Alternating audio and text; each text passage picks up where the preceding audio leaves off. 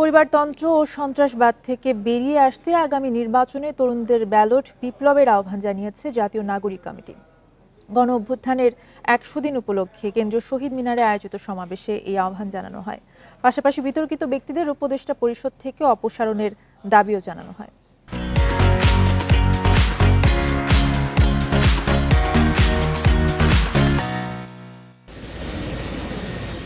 ছাত্র জনতার আন্দোলনের মুখে গত ৫ আগস্ট ক্ষমতাচ্যুত হয় আওয়ামী লীগ সরকার।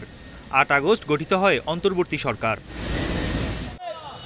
কেন্দ্রীয় শহীদ মিনারে গণ অভ্যুত্থানের ১০০ দিন উপলক্ষে এই আয়োজন করে জাতীয় নাগরিক কমিটি। এতে বক্তারা বলেন, সরকার জুলাই আগস্ট আন্দোলনকে প্রশ্নবিদ্ধ করছে। বিতর্কিত লোককে উপদেষ্টা বানিয়ে আমাদের আন্দোলনকে প্রশ্নবিদ্ধ করছে। কেন করছে? কেন আজকে আহত নিহত পরিবাররা সঠিক মর্যাদা পাচ্ছেন না? এই আন্দোলনের যারা স্টেক হোল্ডার আছে তাদের সাথে পরামর্শ করেছেন কিনা?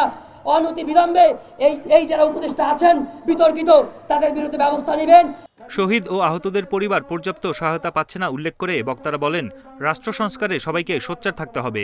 প্রত্যেকটি শহীদ পরিবারের একজন সদস্যদেরকে আর্থিক ব্যবস্থা এবং তাদেরকে কর্মসংস্থানের ব্যবস্থা করে দিয়ে সেই শহীদ পরিবার পাশে সরকারকে অতি দ্রুত দাঁড়াতে হবে। তো আমার মনে হয় যে আমাদেরকে এখন পর্যন্ত লড়াই চালিয়ে যেতে হবে, যেন আমরা ভবিষ্যতে একটা ফ্যাসিজম মুক্ত একটা সুন্দর একটা রাষ্ট্র আমরা গঠন করতে পারি। প্রশাসনের বিভিন্ন স্তরে এখনও ফ্যাসিবাদের দোসররা রয়েছে উল্লেখ করে নাগরিক কমিটির আহ্বায়ক বলেন, আওয়ামী লীগের বিচার ঠেকাতে তৎপর তারা।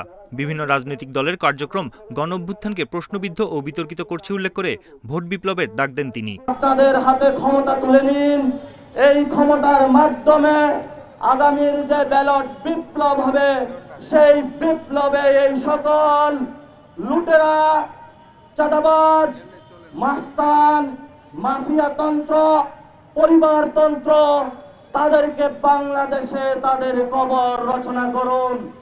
এ সময় গণকমিশন গঠন করে আওয়ামী লীগ ও তাদের দোসরদের বিচারের দাবিও জানায় জাতীয় নাগরিক কমিটি। আমাদের শাহাদাত কাজী সাকিব। বন ইবনে কামাল, ইন্ডিপেন্ডেন্ট নিউজ, ঢাকা।